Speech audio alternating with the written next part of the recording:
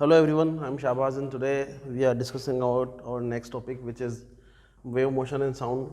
Wave motion and sound दो different part में हम लोग बात करने वाले हैं. पहले बात करेंगे वेव मोशन की, बाद में बात करेंगे साउंड की. तो वेव मोशन ऑब्वियसली साउंड को समझने के लिए पहले वेव मोशन आपको समझ में आना चाहिए, then after we will discuss about sound. ठीक है, तो सबसे पहले बात करते हैं वेव मोशन. टॉपिक का नाम है. सबसे पहले बात करते हैं यार वेव क्या होता है, व्हाट इज अ वेव. सबसे इंपॉर्टेंट पार्ट क्या होता है, व्हाट इज वेव. इसका सबसे पहले मैं स्टेटमेंट बोलता हूँ कि स्टेटमेंट क्या होगा वेव का. डेफिनेशन ऑफ वेव क्या होती है, transferring energy from one point two another point without any actual transportation of matter. मैंने क्या बोला, एनर्जी ट्रांसफर करता है एक पॉइंट से दूसरे पॉइंट तक without any actual transportation of matter. मतलब मैटर ट्रेवल नहीं करता, एनर्जी ट्रेवल करता है. Transferring energy from one point two another point without any actual transportation of matter. Imagine करते हैं मैंने एक स्टोन लिया, उठा के मैंने ड्रॉप किया नीचे. पॉन्ड है, पूल है, पानी भरा हुआ है बहुत सारा. मैंने जब ड्रॉप किया, पहले पानी बिल्कुल कांस्टेंट था. जैसे मैंने स्टोन ड्रॉप किया तो स्टोन ड्रॉप करने की वजह से उसमें कुछ इस तरह का मोशन आएगा. यस और नो. स्टोन मैंने कहाँ ड्रॉप किया है, इस जगह. अब यहाँ क्या हो रहा है, स्टोन के पास जो एनर्जी थी वो किसको मिली है, वाटर सरफेस को. और जो स्टोन होगा वो कहाँ चला गया, सिंक हो गया सीधा जाके.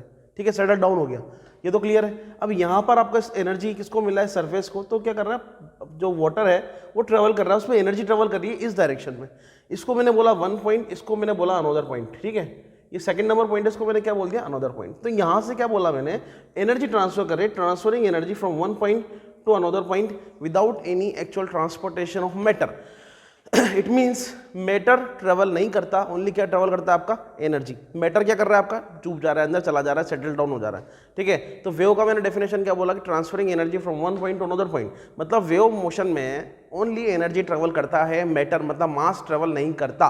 ठीक है, ये काफ़ी इजी और काफ़ी नॉर्मल सा डेफिनेशन हो गया है किसका, वेव का. Transferring energy from one point two another point without any actual transportation of matter. Matter travel नहीं करता, ओनली क्या ट्रेवल करता है, आपका एनर्जी ट्रेवल करता है. अच्छा, जब भी इस तरह की वेव मोशन की बात आती है आप उसको डिस्टर्बेंस की फॉर्म में ही बोल सकते हैं. वेव मोशन होता है डिस्टर्बेंस. वाटर के सर्फेस को आपने क्या किया, डिस्टर्ब किया, इसलिए मैं इसको डिस्टर्बेंस भी बोल सकता हूं, है ना. अब बात करते हैं वेव मोशन का क्लासिफिकेशन. क्लासिफिकेशन ऑफ वेव की बात कर रहे हैं तो बेसिकली मैं इसको दो पार्ट में डिवाइड करता हूं. पहला होता है आपका डिपेंडिंग ऑन मीडियम,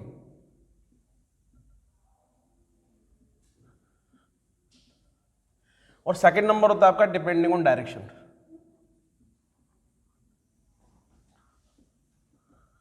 ठीक है, डिपेंडिंग ऑन मीडियम और डिपेंडिंग ऑन डायरेक्शन. अब मैं क्या करता हूं, इसको भी कुछ पार्ट में क्लासिफाई करता हूं डिपेंडिंग ऑन मीडियम को. पहला होता है आपका मतलब वेव का क्लासिफिकेशन है. वेव को मैंने दो पार्ट में क्लासिफाई किया. वो दो पार्ट कौन कौन से, पहला है मीडियम और डॉट, दूसरा डायरेक्शन. मतलब जो एक वेव होती है वो दो चीजों पर डिपेंड करती है, मीडियम पर भी और डायरेक्शन पर भी. पहला मीडियम की डिपेंडेंसी में इसका नाम मैंने लिखा है मैकेनिकल वेव. ठीक है, मैकेनिकल वेव का दूसरा जो नाम होता है वो होता है आपका इलास्टिक वेव. ठीक है, बात करते हैं दूसरा एग्जांपल की, वो होता है आपका नॉन मैकेनिकल वेव. ठीक है, नॉन मैकेनिकल का दूसरा नाम है, ये मैं ब्रैकेट में कर देता हूं ताकि याद रहे कि इसी का दूसरा नाम है ये. नॉन मैकेनिकल का दूसरा नाम जो होता है वो होता है आपका इलेक्ट्रोमैग्नेटिक वेव.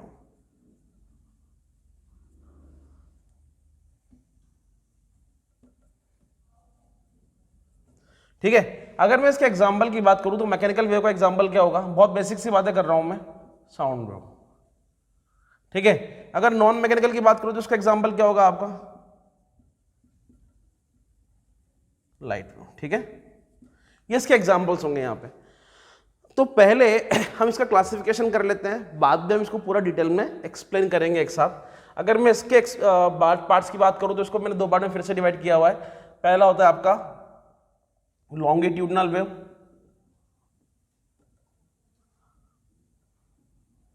ठीक है, दूसरा होता है आपका ट्रांसवर्स वेव. ठीक, लॉन्गिट्यूडनल वेव को अगेन हम लोग दो पार्ट में क्लासिफाई करते हैं. एक होता है आपका कंप्रेशन, एक होता है आपका रेयरफैक्शन. ठीक है, ट्रांसवर्स को अगेन हम दो पार्ट में क्लासिफाई करते हैं. एक होता है क्रेस्ट, एक होता है ट्रफ. ठीक है, अगर मैं इसके एग्जांपल की बात करूं तो इसका एग्जांपल क्या होगा आपका, साउंड वेव. इसके एग्जांपल की बात करूं तो इसका एग्जांपल क्या होगा आपके पास, लाइट वेव. ये बहुत ही प्यारा क्लासिफिकेशन है. मैं फिर से एक बार रिपीट कर देता हूँ कि वेव का क्लासिफिकेशन क्या है। वेव को मैंने दो पार्ट में क्लासीफाई किया हुआ है, पहला डिपेंडिंग ऑन मीडियम, दूसरा depending on direction. Mechanical wave इसका पार्ट है मैकेनिकल वेव, दूसरा है non mechanical wave. Mechanical wave का दूसरा नाम क्या होता है इलास्टिक वेव, नॉन मैकेनिकल का दूसरा नाम क्या होता है आपका इलेक्ट्रोमैग्नेटिक वेव। ठीक है, इसका एग्जांपल होगा साउंड, इसका एग्जांपल होगा लाइट। करेक्ट लिखा है बिल्कुल। लॉन्गिट्यूडिनल वेव इसका पार्ट है डिपेंडिंग ऑन डायरेक्शन का, दूसरा क्या है ट्रांसवर्स वेव। लॉन्गिट्यूडिनल को मैंने दो पार्ट में क्लासीफाई किया हुआ है, पहला कंप्रेशन, दूसरा है रेरफेक्शन। ट्रांसवर्स वेव को अगेन मैंने दो पार्ट में क्लासीफाई किया हुआ है, पहला है क्रेस्ट और दूसरा है ट्रफ। इसके एग्जांपल की बात करूंगा, एग्जांपल क्या होगा आपका साउंड, इसके एग्जांपल क्या होगा आपका लाइट। Is that clear? ये इसके क्लासिफिकेशन है। ठीक है, तो अब क्लासिफिकेशन हमने कर लिया है, अब इसको डेफिनेटली हम लोग क्या करना है, एक्सप्लेन करना है। तो वन बाय वन इसको एक्सप्लेन करते हैं कि हम लोगों ने क्या लिखा है और इसका मतलब क्या होता है। ठीक है, तो हम बात करने वाले हैं मैकेनिकल और नॉन मैकेनिकल वेव की। ठीक है, तो पहले बात करते हैं कि ये मैकेनिकल वेव क्या होता है, व्हाट इज मैकेनिकल वेव। इसका डेफिनेशन की बात करेंगे ऑब्वियसली। पहले डेफिनेशन आप वीडियो को रोक रोक के देख सकते हैं, लिख सकते हैं। इसका मतलब क्या होता है मैकेनिकल वेव का।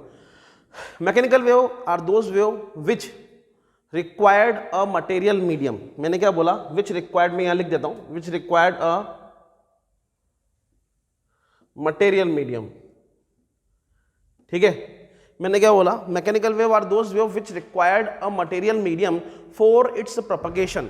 ठीक है, मैं रिपीट करता हूं, mechanical wave are those wave which required a material medium for its propagation. ऐसी वेव जिसको ट्रैवल करने के लिए किसकी रिक्वायरमेंट होती है, मटेरियल मीडियम की। विच required a material medium for its propagation. ऐसी वेव जिनको ट्रैवल करने के लिए किसकी रिक्वायरमेंट होती है आपकी, मटेरियल मीडियम की। अब क्वेश्चन ये आता है, अच्छा प्रोपगेशन का मतलब क्या होता है यहाँ पे, प्रोपगेशन का मतलब क्या होता है, प्रोपगेशन का मतलब होता है ट्रैवल करना। ठीक है, प्रोपगेशन का मतलब क्या होगा आपका, ट्रैवल करना। तो मैकेनिकल वेव क्या होती है, जिनको ट्रैवल करने के लिए किसी मटेरियल मीडियम की रिक्वायरमेंट होती है। क्वेश्चन होता है कि मटेरियल मीडियम क्या होता है। Material medium in the sense कोई भी सॉलिड ले लीजिए, लिक्विड या फिर गैस, ये सब किस में आते हैं आपके, मटेरियल मीडियम में। ठीक है, तो मैंने इसका डेफिनेशन क्या बोला, mechanical wave are those wave which required a material medium for its propagation. It can not travel through vacuum, ये वैक्यूम से ट्रेवल नहीं करती। ठीक है, ये स्पेशलिटी, स्पेशल क्या होगा आपका मैकेनिकल वेव। इसका एग्जांपल क्या हो गया आपका साउंड वेव। ठीक है, समझ में आ गया। दूसरा मेरे पास कौन सा है, नॉन मैकेनिकल वेव। ठीक है, दूसरा कौन सा है मेरे पास, नॉन मैकेनिकल वेव। पहले बात की मैंने किसकी, मैकेनिकल वेव की, अब बात करूंगा मैं किसकी, नॉन मैकेनिकल वेव की। मैकेनिकल वेव समझ में आया आपको, विच रिक्वायर्ड, ऐसी वेव जिनको ट्रैवल करने के लिए मटेरियल मीडियम की रिक्वायरमेंट होती है। मटेरियल मीडियम कौन सा, सॉलिड, लिक्विड एंड गैस। जैसे कि साउंड वेव, मैंने एग्जांपल दिया था साउंड वेव। अब साउंड ऐसी वेव है जो सॉलिड से ट्रैवल करेगा, लिक्विड से ट्रैवल करेगा, गैस से ट्रैवल करेगा, लेकिन वैक्यूम से ट्रैवल नहीं करेगा। आपने सुना होगा कि वैक्यूम से साउंड ट्रैवल नहीं करता। ठीक है, तो ये किसका पार्ट हो गया आपका, मैकेनिकल वेव का। इसका अपोजिट कौन सा होने वाला है आपका, non mechanical wave. Non mechanical wave क्या बोलेगा, non mechanical wave are those wave which does not require a material medium for its propagation. ऐसी वेव जिनको ट्रैवल करने के लिए किसी मटेरियल मीडियम की रिक्वायरमेंट नहीं होती। It can even travel through vacuum, ये वैक्यूम से भी ट्रैवल कर सकती है। वो क्या कहलाएगी आपकी, नॉन मैकेनिकल वेव। इसका एग्जाम्पल क्या था, लाइट। ये वैक्यूम से ट्रैवल नहीं कर सकती, ये सब जगह से ट्रैवल कर सकती है। ठीक है, तो ये क्या हो गया आपका, इसका एग्जाम्पल हो गया लाइट वेव। अब मैं क्या करने वाला हूं, सबसे इंपॉर्टेंट चीज, मैं इन दोनों का डिफरेंस क्रिएट करने वाला हूं, difference between mechanical and non mechanical wave. अब मैकेनिकल और नॉन मैकेनिकल डिफरेंस की बात करते हैं। सबसे पहला डिफरेंस, इसका डेफिनेशन लिख दूं। अगर सब्जेक्टिव क्वेश्चन आता है तो क्या करेंगे, सबसे पहले इसका हम क्या करेंगे, डेफिनेशन लिख देंगे। इसका डेफिनेशन क्या होगा, बता दिया अभी। It required material medium for its propagation, it does not require material medium for its propagation. समझ में आ गया। इसका अदर नेम क्या होगा आपका, इलास्टिक। इसका अदर नेम क्या होगा आपका, इलेक्ट्रोमैग्नेटिक। कर सकते हैं सर। अच्छा एक चीज और, इलास्टिक वेव अगर कोई पूछता है ना, तो इलास्टिक वेव इतना पॉपुलर नहीं है। पॉपुलर कौन सा नाम है, बहुत ज्यादा पॉपुलर कौन सा है, इलेक्ट्रोमैग्नेटिक। ठीक है। पॉइंट नंबर 3, अगर बात करें इसकी फ्रीक्वेंसी की एंड वेवलेंथ की। फर्स्ट ऑफ ऑल अभी फ्रीक्वेंसी और वेवलेंथ बहुत ज़्यादा आपको नहीं पता होगी। तो जो फ्रीक्वेंसी होती है इसकी वो लो होती है और वेवलेंथ जो होती है वो लार्ज होती है।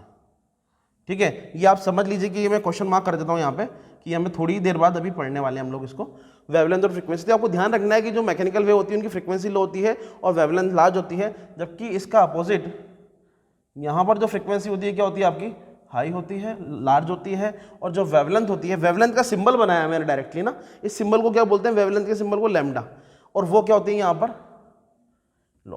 ठीक है, पॉइंट नंबर 4, जो मैकेनिकल वेव होती है it can be transverse as well as longitudinal.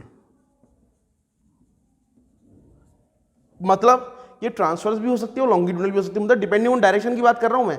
जो जितनी भी जो मैकेनिकल वेव होती है वो ट्रांसफर्स भी हो सकती है और लॉन्गिट्यूडनल भी हो सकती है। मैंने बताया था अभी इसके बारे में बात करने वाले हैं, यहां पर लिखा हुआ था second part, depending on direction में। पॉइंट नंबर 4 अगर इसकी बात करूंगा, it can be only transverse, ये ओनली कौन किस तरह की होती है, ये ट्रांसफर्स ही होती है, ये लॉन्गिट्यूडनल नहीं होती। इसका एग्जाम्पल क्या बताया था मैंने आपको, साउंड, याद आ रहा है, और इसका एग्जाम्पल क्या बताया था अपन ने आपको, लाइट। ठीक है, तो इसके बेसिक डिफरेंस है जो कि आपको पता होना चाहिए, बहुत छोटे छोटे डिफरेंस है। पहले डेफिनेशन लिख दो, इनके दूसरे नाम लिख दो, ये इसकी फ्रीक्वेंसी और वेवलेंथ के बारे में लिख दो, और ट्रांसफर्स लॉन्गिट्यूडनल किस तरह की होती है, किस तरह दोनों तरह की होती है, जबकि नॉन मैकेनिकल वेव ओनली किस तरह की होगी, ट्रांसफर्स ही होगी।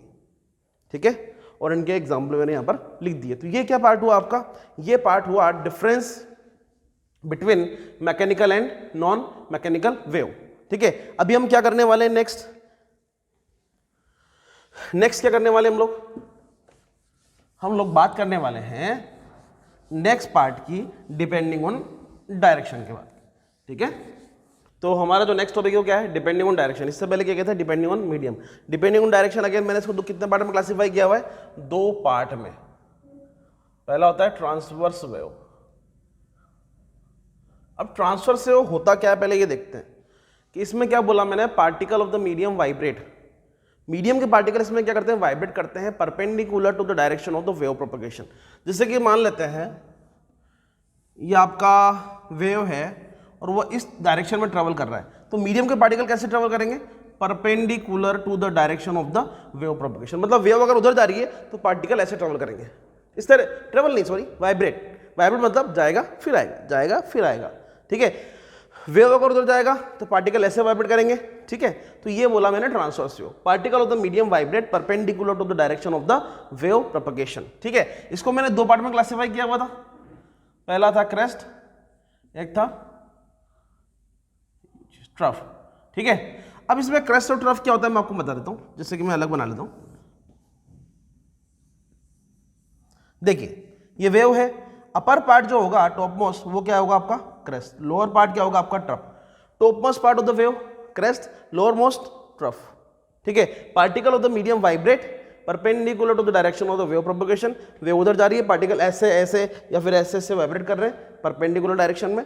2 पार्ट होगा क्रेस्ट एंड ट्रफ, पहला एक क्रेस्ट है, अपर जितने भी पार्ट होंगे आगे तक वो सब क्या कहलाएंगे आपके क्रेस्ट, लोअर मोस्ट जितने पार्ट होंगे सारे क्या कहलाएंगे आपके ट्रफ। ठीक है, इसका एग्जाम्पल मैंने क्या दिया था आपको, लाइट। और भी एग्जांपल ले सकते हो, लाइट ले लीजिए, रेडियो वेव ले लीजिए, और इंफ्रारेड ले लीजिए। ठीक है, इस तरह के एग्जांपल आप और भी इसको यूज कर सकते हैं। ठीक है, अब बात करते हैं किसकी, ये तो हो गया आपका ट्रांसवर्स वेव। दूसरा कौन सा था अपने पास, लॉन्गिट्यूडिनल वेव। ठीक है, इसको भी मैंने 2 पार्ट में क्लासिफाई किया था। पहला कौन सा था आपका कंप्रेशन, एक कौन सा था आपका रेयरफेक्शन। ठीक है, लॉन्गिट्यूडिनल वेव क्या होता है, particle of the medium vibrate in the direction of the wave propagation. अगर वेव उधर जा रही है तो पार्टिकल भी उसी डायरेक्शन में क्या करेंगे, वाइब्रेट करेंगे। Particle of the medium vibrate in the direction of the wave propagation, जिस डायरेक्शन वेव जा रहा है पार्टिकल भी उधर ही जाएगा। ठीक है, वो कहलाता है आपका लॉन्गिट्यूडिनल वेव। 2 पार्ट में क्लासिफाई किया हुआ है, कंप्रेशन, रेयरफेक्शन। कंप्रेशन मतलब region of maximum density, rarefaction मतलब रीजन ऑफ मिनिमम डेंसिटी। ठीक है, मतलब पार्टिकल अगर पास पास आ जाएंगे तो कंप्रेशन हो जाएगा, पार्टिकल दूर दूर चले जाएंगे तो क्या हो जाएगा आपका रेयरफेक्शन। ठीक है, मैं बनाकर दिखाता हूं आपको। फॉर एग्जांपल ये पार्टिकल पास पास आ गए तो कंप्रेशन, पार्टिकल थोड़ा दूर दूर चले गए तो रेयरफेक्शन, फिर पास पास आ गए फिर दूर दूर चले गए। इस तरह अगर चल रहा है तो ये कौन सा हो जाएगा आपका, कौन सा वेव कहलाएगा, ये longitudinal wave. Is it clear? तो यहां पर मैं लिखूंगा कंप्रेशन, कंप्रेशन, ये कंप्रेशन, ये रेयरफेक्शन और ये भी रेयरफेक्शन। Is it clear? तो ये कंप्रेशन, रेयरफेक्शन है। अगर मैं इसके एग्जांपल की बात करूं तो इसका एग्जांपल क्या होगा आपका? Sound wave. बहुत ही बेसिक एग्जांपल, साउंड वेव इसका एग्जांपल है। डेफिनेशन क्या बोला मैंने इसका definition, particle of the medium vibrate perpendicular to the direction of the wave propagation in the direction of the wave propagation. ठीक है, अब इनकी बात करते हैं बेसिक चीज, सबसे इंपॉर्टेंट चीज डिफरेंसेस की। Difference between transverse wave and longitudinal wave. Transverse wave and longitudinal wave का डिफरेंस क्या होगा? सोचिए, पहला डिफरेंस में क्या लिख सकता हूं? इनका डेफिनेशन। पहला डिफरेंस क्या होगा? इनका डेफिनेशन, इसका पार्टिकल वाइब्रेट करता है परपेंडिकुलर, इसका डायरेक्ट है इन the direction of the wave propagation. इसको दो पार्ट में क्लासिफाई किया हुआ है, क्रेस्ट एंड ट्रफ। इसका होगा कंप्रेशन एंड रेयरफेक्शन। ठीक है, इजी है। इसके एग्जांपल दे दो भैया, लाइट एंड साउंड। दो तीन एग्जांपल तो मतलब दो तीन चीजें तो ऐसे ही मिल जाएगी आपको, फिगर बना दो ज्यादा ज्यादा, तो दो तीन लाइन आप इजीली लिख सकते हो इसके अंदर। अब क्या लिखना है कि जो ट्रांसवर्स वेव होती है वो कहां कहां ट्रेवल कर सकती है, कैसे कैसे ट्रेवल कर सकती है? तो transverse wave can travel through solid. कहां से ट्रेवल कर सकती है? Solid. And on the surface of the liquid. Transfer wave कहां से ट्रेवल कर सकती है? सॉलिड से। And on the surface of the liquid, liquid के सरफेस से ट्रेवल कर सकती है। अगर बात करें लॉन्गिट्यूडनल वेव की, तो longitudinal wave solid, liquid and gases सबसे ट्रेवल कर सकती है। समझ रहे हो? ट्रांसफर वेव ओनली कहां से ट्रेवल करेगी? लिख लीजिए, नोट्स बना लीजिए। ट्रांसफर वेव कहां से ट्रेवल करेगी? ऑन द सॉलिड से and on the surface of the liquid, only liquid के सरफेस से ट्रेवल करती है। जबकि longitudinal wave solid, liquid and gas हर जगह से ट्रेवल कर सकती है। Is that clear? समझ में आ रही है बात? दूसरी बात करते हैं, अगर ट्रांसफर वेव की बात की जाए तो ट्रांसफर वेव के दो पार्ट हो गए मैंने, क्रेस्ट एंड ट्रफ। ये ऊपर वाला पार्ट क्रेस्ट है, नीचे वाला पार्ट ट्रफ है। ठीक है, तो अगर इन दोनों की, दो क्रस्ट के बीच की बात करें तो इनके बीच का जो डिस्टेंस होगा क्या कहलाता है आपका? वेवलेंथ। क्या कहलाता है ये? Wavelength lambda. ठीक है, और ट्रफ के बीच का गैप भी क्या होगा? Definitely wavelength. ठीक है, अगर मैं कंप्रेशन और यहां की बात करूं तो यहां पर ही कहा जाएगा कि कंप्रेशन एंड इसके बीच का जो गैप होगा, कंप्रेशन से कंप्रेशन के बीच का गैप, वो वेवलेंथ कहलाएगा लैम्डा। यहां से इसकी बात की जाए तो इन दोनों के बीच का गैप क्या कहलाएगा आपका? लैम्डा। यहां के ये इसका बीच का गैप क्या है? कंप्रेशन से कंप्रेशन के बीच का लैम्डा। मतलब दो कंसेक्यूटिव कंप्रेशन एंड रेयरफेक्शन के बीच का गैप वेवलेंथ है, लैम्डा है। दो कंसेक्यूटिव क्रेस्ट एंड ट्रफ के बीच का गैप भी लैम्डा है, वेवलेंथ है। वेवलेंथ अभी डिस्कस करने वाले हैं, थोड़ी देर रुकना पड़ेगा क्योंकि टॉपिक आगे दिया हुआ है, इसकी नाम पहले से आ गया है। Is that clear? ये हो गया बेसिक चीज। अब बात करेंगे पार्टिकल। इसमें क्या बोला था डेफिनेशन मैंने? Particle of the medium vibrate perpendicular to the direction of the wave propagation, है ना। अगर पार्टिकल की बात की जाए यहां पर, तो पार्टिकल का जो डिस्प्लेसमेंट होगा क्रेस्ट वाली कंडीशन में, क्रेस्ट ये ऊपर अगर पार्टिकल जा रहा है तो इसमें पार्टिकल का जो डिस्प्लेसमेंट होगा, I repeat the word displacement, जो होगा वो क्या होगा? पॉजिटिव होगा। ठीक है, और मैक्सिमम होगा। किस केस में? क्रेस्ट वाले केस में। ट्रफ वाले केस में क्या होगा? Negative and minimum. देखो नीचे जा रहा है। ठीक है, displacement of the particle positive and maximum, displacement of the particle negative and minimum. यहां पर अब बात की जाए कंप्रेशन की केस की, तो यहां पर velocity of the particle, compression में पार्टिकल का वेलोसिटी मैक्सिमम होगा, पॉजिटिव होगा एंड मैक्सिमम होगा। जैसे कि इसका पॉजिटिव मैक्सिमम है, वैसे यहां भी क्या होगा? पॉजिटिव होगा और मैक्सिमम होगा। और अगर रेयरफेक्शन के केस की बात की जाए, रेयरफेक्शन के केस में क्या होगा? पार्टिकल का वेलोसिटी रेयरफेक्शन के केस में नेगेटिव होगा और मिनिमम होगा। समझ में आ रही है? यहां डिस्प्लेसमेंट की बात की है मैंने, यहां पर वेलोसिटी की बात की है। Velocity of the particle is maximum and positive किस केस में? कंप्रेशन केस में। नेगेटिव एंड मिनिमम किस केस में होगा आपका? रेयरफेक्शन के केस में। क्या आपको ये सारी बात समझ में आई? काफी आसान ही है। ठीक है, और इसके एग्जांपल मैंने क्या दिए हैं पहले से ही। इसका एग्जांपल क्या होगा? Light, radio, infrared. इसका एग्जांपल क्या होगा? Sound wave. ठीक है, तो ये पार्ट आपका काफी आसान है यहां पे। ठीक है, तो ये पार्ट यहां पर फिनिश हो रहा है। नेक्स्ट टॉपिक की बात करने वाले हैं हम लोग, सम इंपॉर्टेंट डेफिनेशन। ये डिफरेंस था, डिफरेंस में एटलीस्ट 4 पॉइंट आपको, 4 से 5 पॉइंट आपको याद होने चाहिए। ठीक है, तभी आप इजीली सब्जेक्टिव पेपर में लिख पाओगे। ठीक है, नेक्स्ट जो है मेरा part, some important definition related to this. तो पहले डेफिनेशन की बात करने वाले हैं एम्पलीट्यूड। एम्पलीट्यूड को रिप्रेजेंट करते हैं हम लोग स्मॉल ए से या कैपिटल ए से, डिपेंड करता है आपकी चॉइस पे। ठीक है, एम्पलीट्यूड होता क्या है? देखो, एम्पलीट्यूड क्या होता है? Maximum displacement from its mean position. Amplitude क्या होता है आपका? Maximum displacement from its mean position, sorry, maximum displacement from its mean position is called amplitude. ये जो लाइन है ना, ये लाइन, ये जो आ रही है लंबी, ये लाइन क्या कहलाती है आपकी? Mean position. क्या कहलाती है लाइन आपकी? Mean position. यहां से मैक्सिमम डिस्प्लेसमेंट कितना होगा? तो आप ये देखिए, आप अगर यहां पे मानते हैं कि ये वाला पार्टिकल, क्या ये मैक्सिमम है? Answer is no. क्या ये मैक्सिमम है? हाँ ये है। क्या ये मैक्सिमम है? मेगा है। तो पार्टिकल का मीन पोजीशन से मैक्सिमम डिस्प्लेसमेंट जो होगा वो क्या कहलाएगा? उसका एम्पलीट्यूड।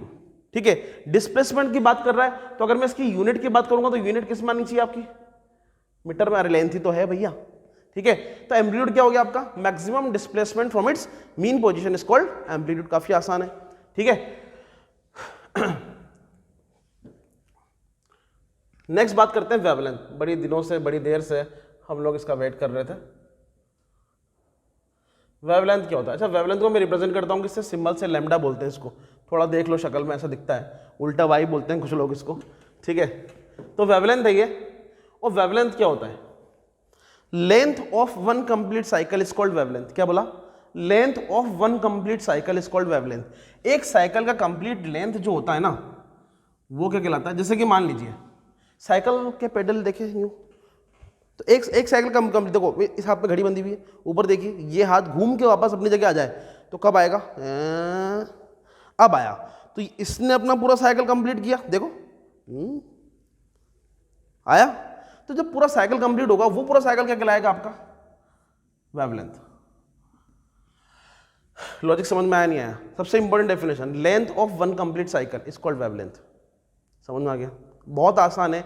एक कंप्लीट साइकिल का जो लेंथ होगा वो कहलाएगा वेवलेंथ। ठीक है, भले ही आपका जो वेव है ऐसा होगा, तब भी आपका जो यहां से यहां तक का जो पार्ट है वो वेवलेंथ कहलाएगा। भले ही आपका साइकिल इस तरह, किसी भी तरह का हो, कोई फर्क पड़ने वाला नहीं है, ये सब क्या कहलाएगा आपका? Wavelength. Length of one complete cycle. Is that clear? इसमें कोई कंफ्यूजन नहीं होना चाहिए, बड़ा आसान है ये। अच्छा, मैं एक और वेव बना रहा हूं, कुछ बात कर लेते हैं इसके बारे में। ये भी क्या होता है? वेवलेंथ। मैंने बोला था क्रेस्ट से क्रेस्ट के बीच का जो गैप होगा वो भी क्या कहलाएगा आपका? ये पहला डेफिनेशन तो ये हो चुका है। दूसरा क्या होगा? Distance between two consecutive crest and trough is also called wavelength. पहले बात कर चुके हैं इस बारे में। ये क्रेस्ट से क्रेस्ट है और ये ट्रफ से ट्रफ है, इन दोनों के बीच का जो गैप होगा वो भी क्या कहलाएगा आपका? वेवलेंथ। ठीक है, देखिए यहां से यहां तक कितना वेवलेंथ आ रहा है? 1/4। ये कितना है? हाफ। और ये कितना? अगेन 1/4। तो पूरा मिला के कितना हो गया? 1। मैं यहां से बात कर रहा हूं तो यहां से यहां कितना हो गया? देखिए फिर से वेवलेंथ हो रहा है, लैम्डा। समझ में आ रहा है नहीं आ रहा? तो length of one complete cycle क्या कहलाएगा आपका? Wavelength, lambda. Is that clear? अच्छा, इसमें एक और बात बोली थी हम लोगों ने, distance between two consecutive crest and trough, वो भी क्या कहलाएगा आपका? वेवलेंथ। जैसे कि मैं यहां बना लेता हूं, बनाया था मैंने पहले भी।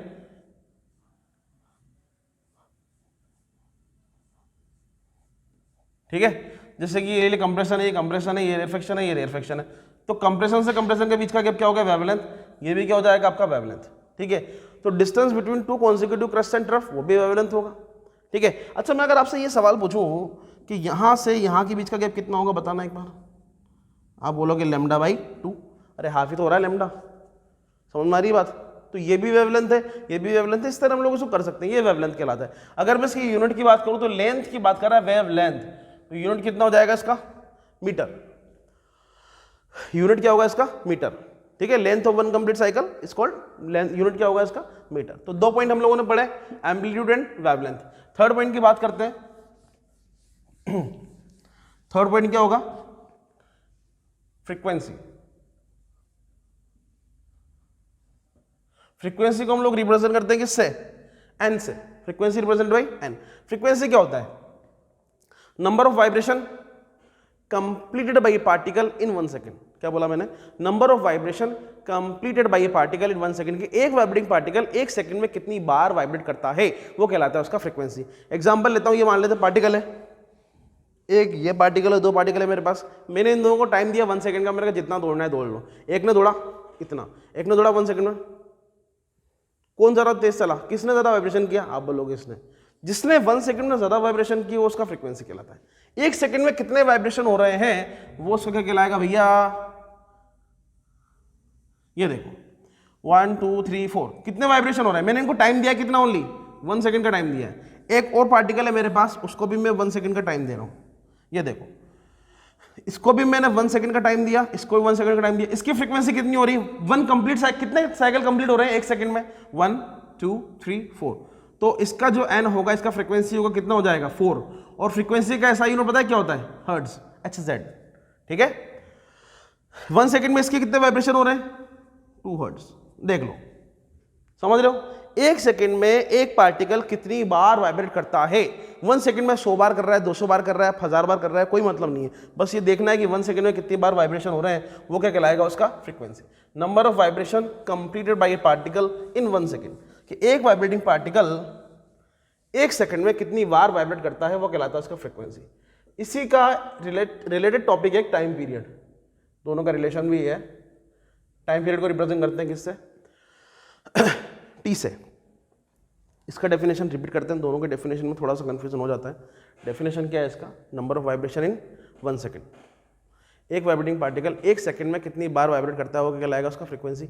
इसका डेफिनेशन क्या है, time taken by the vibrating particle to complete 1 cycle, कि एक साइकिल, देखो 1 सेकंड में पार्टिकल कितनी बार वाइब्रेट कर रहा है 4 टाइम, ठीक है, लेकिन पार्टिकल ने एक साइकिल कंप्लीट करने में कितना टाइम लिया होगा। Time taken by the vibrating particle to complete 1 cycle, एक साइकिल कंप्लीट करने में कितना टाइम लिया। आप बोलोगे सर 4 साइकिल करी है 1 सेकंड में, तो एक साइकिल आई थिंक 1/4 सेकंड, क्या बोलते हो, देख लो इधर सोच लो भाई, यहाँ पर 4 साइकिल कितने टाइम में करी 1 सेकंड में, तो एक साइकिल कंप्लीट करने में कितना टाइम लिया होगा, ये ओनली 1 साइकिल, इतना सा कितना टाइम लिया होगा उसने। आप बोलोगे सर इतना का 1 सेकंड है, तो आई थिंक 1/4 है ना, 4 साइकिल है तो 1/4, पहले का, दूसरे का 1/4, तीसरे का 1/4, चौथे का 1/4, आंसर आ गया 1। क्या बोलते, समझ में आ रहा है। एक साइकिल कंप्लीट करने में कितना टाइम लगा। आप बोलोगे यहाँ पर सर 2 साइकिल कंप्लीट किए 1 सेकंड में, तो एक साइकिल कंप्लीट करने में कितना टाइम लिया होगा कि सर 1/2 सेकंड, 1/2 + 1/2 = 1। लॉजिक समझ में आ रहा है। तो ये होता है time period, time taken by the vibrating particle to complete 1 cycle. एक साइकिल कंप्लीट करने में कितना टाइम लिया। इस केस से अगर बोलूंगा तो टी का वैल्यू कितना आएगा 1/4 सेकंड। इस केस को देखकर बोलूंगा तो टी का वैल्यू कितना आएगा 1/2 सेकंड। ठीक है। टाइम पीरियड का ऐसा यूनिट क्या होगा भैया, ऑब्वियसली टाइम है तो यार सेकंड ही होगा। ठीक है, तो ये लॉजिक क्लियर हो रहा है। फ्रीक्वेंसी और टाइम पीरियड का बड़ा ही अच्छा सा टॉपिक है ये, और कई बार काम आता है, बहुत इंपॉर्टेंट भी है। ठीक है, तो ये टॉपिक यहाँ पर फिनिश हो रहा है। इसके आगे हम नेक्स्ट टॉपिक लेते हैं।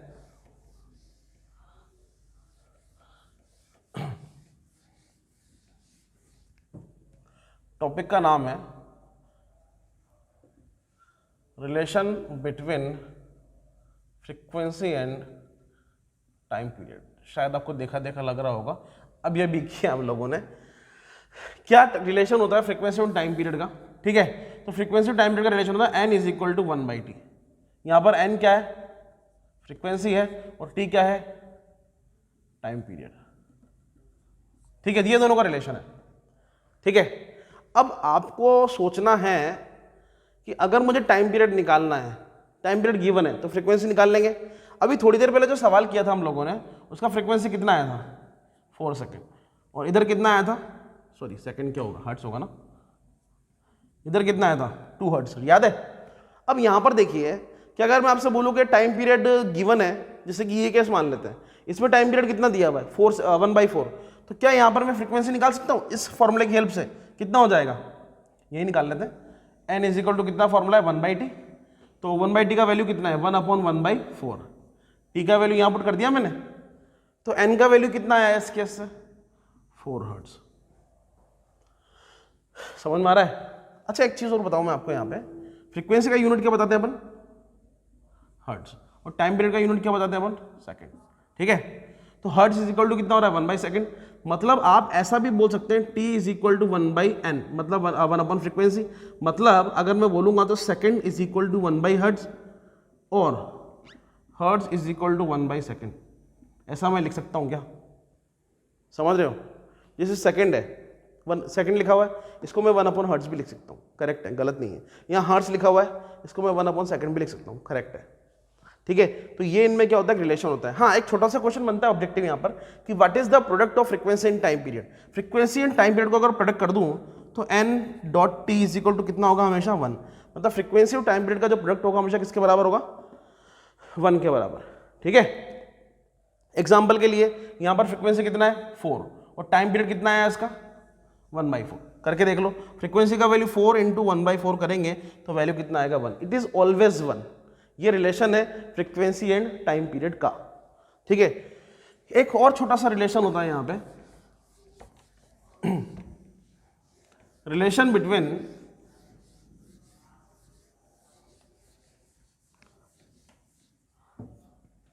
Wavelength, wave velocity and frequency. ये टाइम पीरियड, हाँ ये रिलेशन, ये इसका छोटा सा टॉपिक है, relation between wavelength, wave velocity and frequency. इसको करने के लिए आपको फॉर्मूला पता होना चाहिए। Wave velocity is equal to wavelength upon time. ठीक है, वेव वेलोसिटी को मैं किससे रिप्रेजेंट कर रहा हूं, v से, वेवलेंथ को रिप्रेजेंट करूंगा लैम्डा से, और टाइम को रिप्रेजेंट करूंगा t से। आपको थोड़ी देर पहले एक फॉर्मूला भी अभी बताया था हम लोगों ने, n इज इक्वल टू किसके बराबर था 1/t और t इज इक्वल टू कितना था 1/n। आप इस फॉर्मूले से ध्यान से देखें तो ये बीच में साइन लगा हुआ है इक्वल का, मतलब n किसके बराबर है 1/t के बराबर। ठीक है, तो v is equal to lambda multiply by, क्या मैं ऐसे लिख सकता हूं इसको, lambda is equal to 1/t। ठीक है, लिख सकता हूं ना। तो क्या मैं 1/t को इस n से रिप्लेस कर सकता हूं, फॉर्मूला बन जाएगा v is equal to n lambda. यहां पर मेरे पास दो इंपॉर्टेंट फॉर्मूले हैं, वेलोसिटी, वेवलेंथ और टाइम पीरियड का फॉर्मूला सामने दिया हुआ है, वेलोसिटी, फ्रीक्वेंसी एंड वेवलेंथ का फॉर्मूला दिया हुआ है। दोनों ही फॉर्मूले बड़े काम के हैं, दोनों रिलेशन इंपॉर्टेंट है और दोनों पे क्वेश्चन बन जाते हैं। v is equal to n lambda पे velocity is equal to frequency multiply by wavelength, और velocity is equal to wavelength multiply divide by time. These are very very very important relation. तो यहाँ पे दोनों relation complete होते हैं। तो हमारा नेक्स्ट टॉपिक अभी है वह है characteristics of wave motion. Wave motion की कैरेक्टरिस्टिक्स की बात कर रहे हैं, कुछ पॉइंट्स मैंने लिखे हैं, काफी सिलेक्टेड है। ठीक है, तो पहला जो पॉइंट लिखा है, wave is a disturbance. Wave क्या है, एक डिस्टर्बेंस है। मैंने स्टार्टिंग में जब डेफिनेशन बताया तब भी बोला था, जो कि कहाँ से ट्रेवल करता है, only that can travel through the medium, जो कि एक मीडियम से ट्रेवल करता है। वेव क्या, एक डिस्टर्बेंस है। किससे आया डिस्टर्बेंस, आपने स्टोन ड्रॉप किया था एग्जाम्पल याद है, उससे क्या होगा, वाटर सर्फेस पे गया, डिस्टर्बेंस क्रिएट हुआ। तो वेव क्या, एक डिस्टर्बेंस का फॉर्म है। ठीक है, जो कि कहाँ से ट्रेवल करता है, किसी मीडियम से। नेक्स्ट क्या बोल रहा है, only energy transfer but not मास। हाँ जी बिल्कुल, अरे ये तो डेफिनेशन की बातें बोल दी इसने, transferring energy from one point two another point without any actual transportation of matter. मतलब मैटर ट्रेवल नहीं करता, बट नॉट मास, मतलब मास ट्रेवल नहीं करता। ओनली क्या ट्रेवल करता है भैया, एनर्जी ट्रेवल करता है, मास ट्रेवल नहीं करता। दूसरा क्या बोल रहा है, energy transfer with the constant speed in homogeneous medium. अच्छा अच्छा अच्छा अच्छा अच्छा अच्छा, होमोजीनियस मीडियम क्या होता है, होमोजीनियस मीडियम देखना पता होना चाहिए पहले, जहां पर मीडियम का जो डेंसिटी होता है यूनिफॉर्म होता है थ्रू आउट। जैसे कि मैंने एक ग्लास में पानी लिया और ग्लास का पानी बिल्कुल प्योर है, तो हर जगह उसका जो डेंसिटी है वो यूनिफॉर्म है हर जगह। ठीक है, तो वो क्या होगा आपका होमोजीनियस मीडियम। अगर मान लो मैंने पानी भरा है और कुछ 10 पार्टिकल डाल दिए कुछ, तो वहां क्या हुआ, उस केस में कहीं डेंसिटी अलग होगा, कहीं अलग होगा, कहीं अलग होगा। इसलिए उसको क्या बोला मैंने, नॉन होमोजीनियस को हेटेरोजीनियस बोलते हैं उसको ना, जहां पर यूनिफॉर्म डेंसिटी नहीं होता। तो होमोजीनियस की बात कर रहा हूं, मतलब मीडियम हर जगह क्या है, सेम है मीडियम का डेंसिटी। तो एनर्जी ट्रांसफर तो कांस्टेंट स्पीड, मतलब वहां पर एनर्जी का जो स्पीड होगा ट्रांसफर का वो बिल्कुल कांस्टेंट होगा। ठीक है, नेक्स्ट क्या बोलता है, fourth, the velocity is constant, wave velocity is constant, velocity of particle different. Okay, देखो पार्टिकल की बात कर रहा है, particle of the medium vibrate. Medium के पार्टिकल क्या करते हैं, वाइब्रेट करते हैं परपेंडिकुलर या फिर इन the direction of the wave propagation. तो इसने क्या बोला, ओवरऑल जो वेव का वेलोसिटी है वो कितना होता है, वो तो कांस्टेंट होता है। जैसे कि अगर मैं एयर में बात करूं तो 340 होगा या 332 होगा, जो भी होगा एक फिक्स होता है, मतलब उसमें वेरिएशन नहीं आता। लेकिन मीडियम का जो पार्टिकल साथ में वाइब्रेट करता है, पार्टिकल ऑफ द मीडियम जो वाइब्रेट करता है, उसकी वेलोसिटी डिफरेंट होती है डिफरेंट पोजीशन पर। जैसे कि बात करें पार्टिकल की वेलोसिटी, अगर पार्टिकल यहां चला गया, कहां पर, मीन पोजीशन पे, तो उसकी वेलोसिटी यहां पर कैसी होगी, मैक्सिमम होगी, और यहां पर क्या होगी, मिनिमम होगी या फिर जीरो होगी। कौन सी भी पोजीशन पर, एक्सट्रीम पोजीशन पर मैक्सिमम, मीन पोजीशन पर जीरो या फिर मिनिमम। ठीक है, कंटिन्यूस, इसके बाद नेक्स्ट पॉइंट बोलता है continuous phase difference. Continuous phase difference क्या होता है? देखो पार्टिकल यहाँ ये क्या है, वेव है इस तरह का, तो टोटल फेज डिफरेंस जो आता है वो कितने का आता है आपका? अलग अलग पॉइंट पर अलग अलग होता है। जैसे कि यहाँ पर 0 से स्टार्ट हुआ, फिर 90 हो गया, फिर 180 हो गया, फिर 270, फिर 360, इस तरह फेज डिफरेंस हर पॉइंट पर क्या होगा? अलग अलग होगा। तो जब वेव चलता है तो डेफिनेटली हर पॉइंट पर उसका फेज का डिफरेंस भी क्या होता है? अलग अलग ही होता है। इसके बारे में हमारे पास कुछ ज़्यादा डिटेल में बात करने को है नहीं, अदरवाइज हम तो ज़रूर करते हैं। ठीक है, तो यहाँ पर ये पॉइंट, ये जो टॉपिक है वो कंप्लीट हो गया है। नेक्स्ट टॉपिक की बात करेंगे। ठीक है, थैंक यू।